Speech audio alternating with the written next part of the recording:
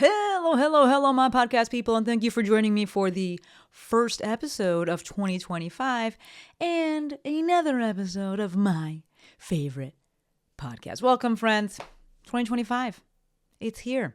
If you're listening to this or watching this on the day that it drops, it is Monday, January 6th, and I will officially be 40. God willing, nothing has changed between the time that I'm recording it right now and the time that you're watching it. So speaking of changes, how about that new intro? If you're watching this on YouTube, then you have no idea what I'm talking about because we don't play the intro song. But if you're listening on Spotify or Apple or wherever you listen, then you heard it. Maybe if you're a YouTuber, maybe go and listen just for this one episode. And then feel free to let me know what you think. If you liked it. If you didn't like it, please keep that negativity to yourself. We're not bringing that into the new year. Okay. So I've been wanting to change the intro for the podcast for a bit now, maybe like a year, 2 years for a bit. Time is a flat circle, especially when you live in Southern California. It's like always the same. But I knew that I wouldn't have the time, translation, the desire to actually change it until this like Christmas, New Year's interim weird limbo period. So here we are with new intro. I thought about changing the cover art as well, but and largely only want to change it because my hair is different now. But like that's a lot of work, and I don't want to do that. So we'll see if that ever happens. I don't know. Y'all know I hate taking pictures, so I love being in videos and things like that. But pictures, I hate doing all that shit. So we'll see. But I do want to break down the new intro a little bit, and it ties into the full episode, which is today we're talking about whose advice are you taking? So it does tie into that. But in the new intro, I introduce myself, I say that I'm the host, and then I say, I believe that your online business should serve you, not the other way around. Join me each week to learn how to actually build an online business that fits your values and helps you live your best life. You get to decide what success looks like. I'm just here to give you insights and action items. And then, of course, we still got Dr. J-Pop in there. I sent this off to my sister, and she was like, I was almost really sad because I love saying, let's get it poppin'. And I was like, as if I would take that out. Come on, as if. But with that new intro, I wanted it for a few reasons. And the number one reason was that I wanted it to fit what I talk about, right? Especially if new people are listening. Honestly, I went and did a little research. A lot of podcasts don't have intros, which is fine. But I like an intro and I find them informative. I also think it's great branding. Right? Like let's think about CSI, which I've been binging again. And let's think about Game of Thrones. Right? I'm watching CSI Las Vegas, for those of you wondering. That was always my favorite one. But CSI, Game of Thrones, like these intros. So for those reasons, I was like, I'm definitely going to keep having one. I'm going to continue having one. I just want to switch it so that it fits. Right? Even in the old one, the last line, Jimmy, he's the voice that's in it. He says, how movement unites us all. And I'm like, bitch, I haven't talked about movement in forever. I could bring it up in a little bit every now and then. It's really just the nervous system more than anything else. All right. And I was just like, it needs to change. So, waited until we have this interim period where we're at right now. And then I just started kind of riffing about what I wanted and just typing random things into the computer and into my notes. Like I've said this before to you folks, edit after it's out of your head, right? We try to edit things while it's in our head and it's no good. So just let it come out and, literally I did a lot of talk to text. Of note, I will say, I always planned on keeping the heartbeat and the music and Dr. J-Pop saying, let's get it poppin', because all of that shit is fire. I just wanted to change the words. Rupert's in here. I don't know if you could see him. He found a crinkle. He's in here. We're going to let it rock, though. But just giving you a little insight into the planning of this and to how I made this, why I wanted to make the switch for the intro. But I am the only person speaking aside from Dr. J-Pop at the end because it's honestly just easier that way. Like before in the original intro that I used for 6 years, it was me and it was Jimmy McKay. He's the host of PT Pinecast. It was my mentor, Allison, and my mom. And I just had them, record stuff for me on their phone. At least Allison and J-Pop, they just recorded on her phone. And my mom, they just recorded on their phone and sent it to me and I put it in there. But it was just much easier to do it all myself this time. And yeah, so if you're wondering where the other voices went, I was just like, it's easier for me to say the things. But circling back to, what I actually wanted to say and the words, right? And it does tie into today's topic, which is, again, whose advice are you taking? I riffed into my phone, and what I ended up doing was pulling out values, right? So I actually used Claude.ai this time. Dominique has been like recommending this forever. And I was like, all right, let me give Claude a chance. I didn't find it much different than ChatGPT, but I was just like, let me try something new. But what it spit out in terms of, I was like, hey, here's my ideas. Can you give me a blurb for this, for a podcast intro? And I gave it specifics. But and I asked for it to maintain my voice and all the things, but it wasn't good. I didn't like it. But what it did do very well was I had given it a bunch of blurbs, sample writing, and all my ideas for what I wanted the intro to convey. And I asked it to give me a list of 4 to 5 core beliefs that it thought that I held based on those blurbs. And they were really fucking good. So here's what it spit out. I spit out 5 of them. First one, success should be self-defined. You're clearly against the one-size-fits-all approach and believe people should determine their own version of quote-unquote enough. Yes. Number 2, running a business shouldn't make you miserable. You specifically mentioned if you're crying every day, then you're doing it wrong, and emphasize that business should serve your life. Yes. Number 3, simple and lean is better than complex and bloated. You value practical, straightforward approaches over complicated systems and seem skeptical of large team structures. Also, yes. Number 4, real hands-on work beats outsourcing everything. You talk about tech tenacity and seem to value people who are willing to roll up their sleeves rather than immediately delegating everything. Y'all already know 100 times yes. Number 5, most marketing advice is overcomplicated bullshit. Yes. You consistently emphasize cutting through the noise and giving honest, practical advice instead of recycling the same old marketing spiels. 100% yes to all those things. Now, I didn't really have to like deduce or extrapolate so much because I gave it a lot of context, but it summarizes things well, right? All of these GPTs, they summarize things very, very well, and they pull out main points very well, which is why I asked it to do that. And so knowing that it got that, I was like, yes, this is what my North Star is going to be for this podcast, right? This is what I've talked about and like largely evolved into talking about for over the past 6 years. But now it's clearly stated in the intro, it's clear to newcomers, and it gives me an anchor, much like I talk about with an Instagram bio, right? Your Instagram bio should serve as your anchor. And it just fits, right? The intro truly fits now. Past few episodes, I talked about perhaps starting a new podcast, and that just didn't sit well with me. Like, the older episodes are really fucking good, and I love saying, like, this is episode 600 plus. Like, there's really no need for me to start a new one because I'm not doing something radically new. I'm not opposed to doing that or, like, people doing that if it makes sense for them and their brain. But for me, I'm just like, no, I don't need to. Like, I want to keep this. I just need the intro to make sense. So to tie this into the main topic of the episode, right, which is, or the tie-in rather to the main topic of the episode, is that in my opinion, my humble opinion, if you're going to take advice from someone, you should have shared values with that person. So again, this is the first episode of the new year. We know people got New Year's resolutions going on, maybe your word of the year. What I'm seeing currently, a lot of posts with people talking about what they've learned in 2024, and all of that is good. Right? It's all good shit. But there's also a lot of bullshit out there. Just straight up, it's bullshit, nonsense.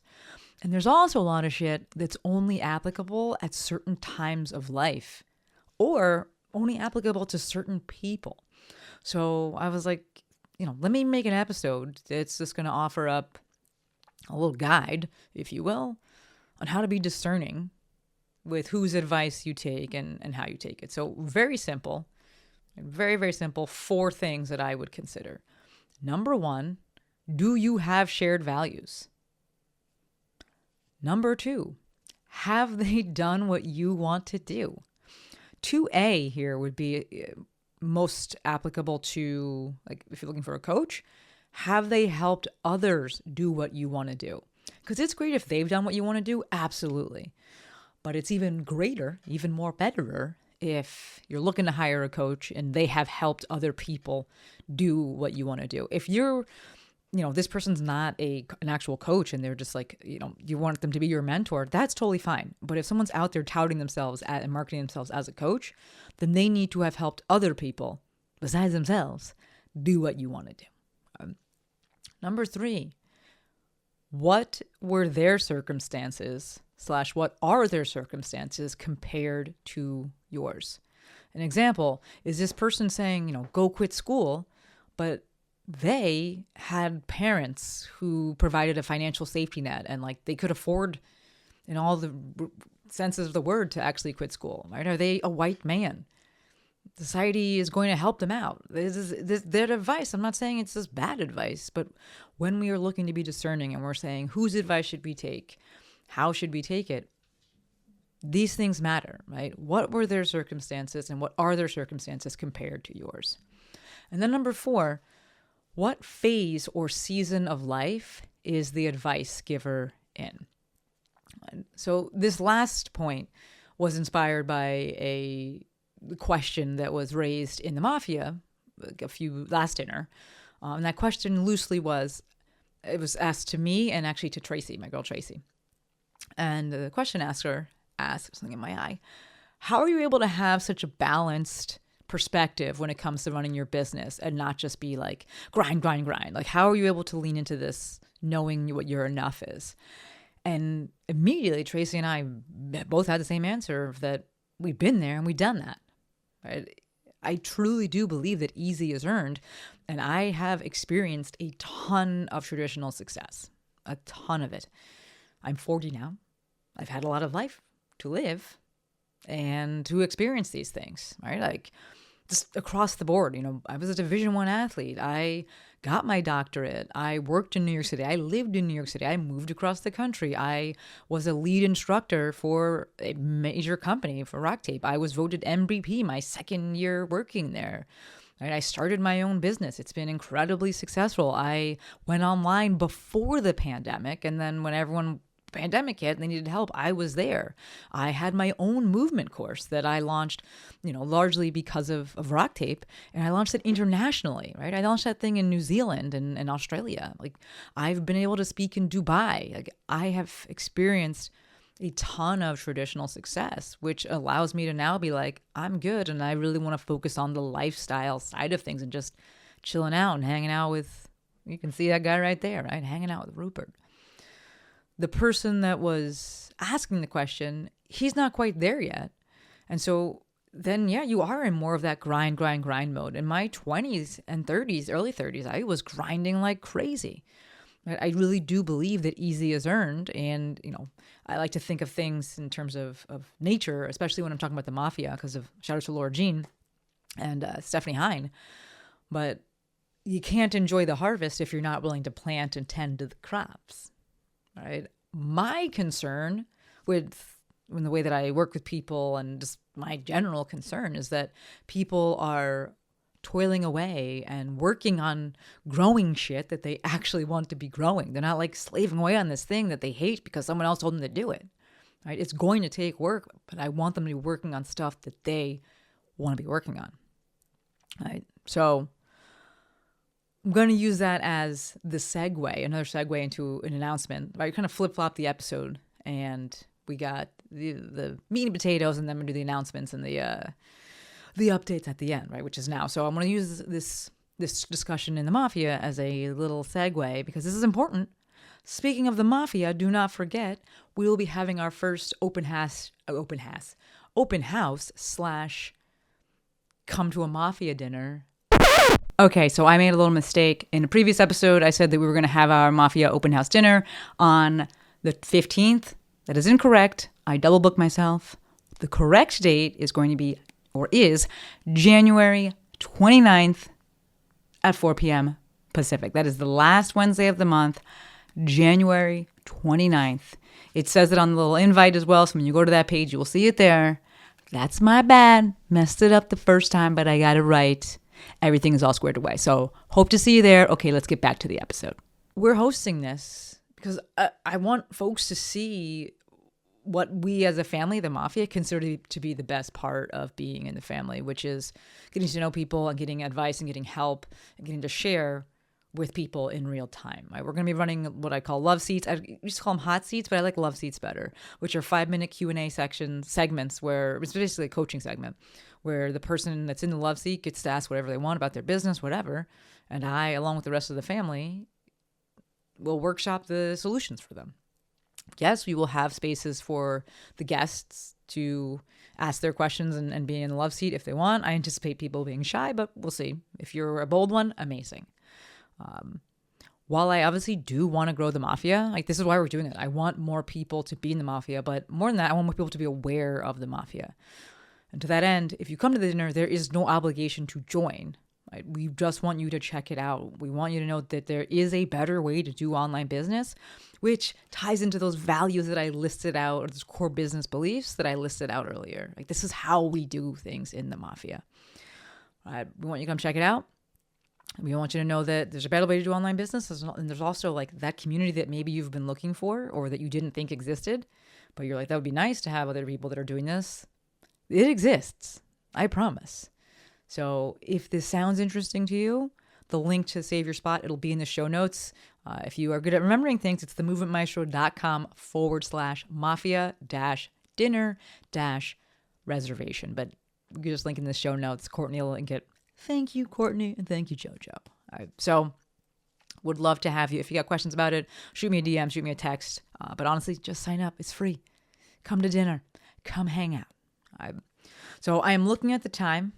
And I want to wrap this up and give you one update. If you are watching the video, you're watching on YouTube, then maybe you see this tape that I have on my hands. No, I'm not trying to be like Michael Jackson.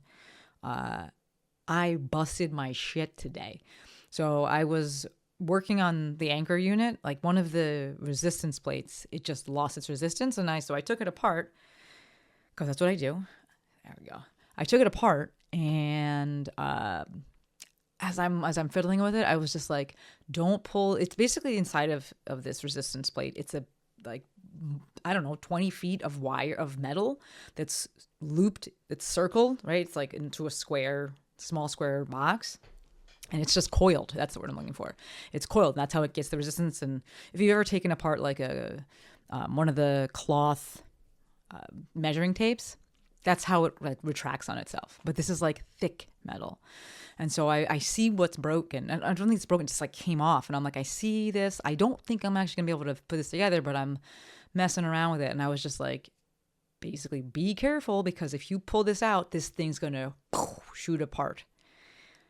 And I don't know if part of me thought it wouldn't, but like I knew it would. And that's what happened. I pulled it up too high and it shot out and it got my hands bad. These two, I got my index finger on my right hand, my ring finger on my left hand.